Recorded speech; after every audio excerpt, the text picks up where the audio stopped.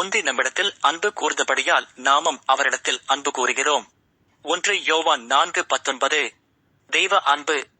ஆதியாகமம் 1:2-3 இன்படி தேவன் மனிதனுக்கு கொடுத்த முழு சுதந்திரத்தை ஆதாம் தவறாக பயன்படுத்தி தன் சந்ததியையே பிசாசுக்கு அடிமையாக்கினான். மனிதனை விடுவிக்க தேவன் தெரிந்து கொண்ட வழிகாட்டிகளும் பாவத்தில் வீழ்ந்தனர். அடிமைத்தனத்திற்கு பழகிய மனிதனால் சுயாதீனமாக வாழ முடியவில்லை. கர்த்தருக்குள் அழைக்கப்பட்டு அடிமையானவன் கர்த்தருடைய சுயாதீனனாயிருக்கிறான். அப்படியே அழைக்கப்பட்ட சுயாதீனன் கிறிஸ்துவினுடைய அடிமையாயிருக்கிறான். நீங்கள் கிரயத்திற்கு கொள்ளப்பட்டீர்கள். 1 கொரிந்தியர் 7:22-23. எனவே தேவன் தம் ஒரே குமாரனை அனுப்பி இரத்த கிரயத்தால் நம்மை மீட்டு தம் அன்பை வெளிப்படுத்தினார். இந்த உன்னத அன்பை பெற்ற நாம் இன்று யாரை சார்ந்து வாழ்கிறோம்?